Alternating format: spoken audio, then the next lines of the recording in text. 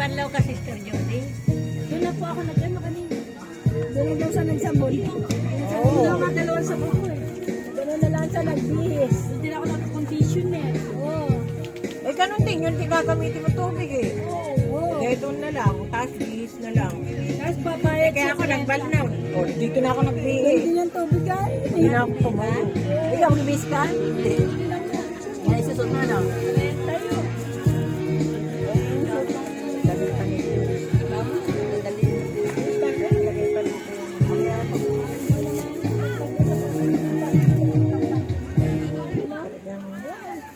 Bago nga ako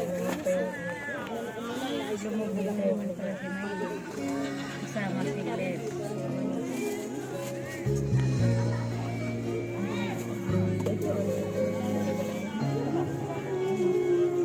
Hindi ba bumamula? Ano yan?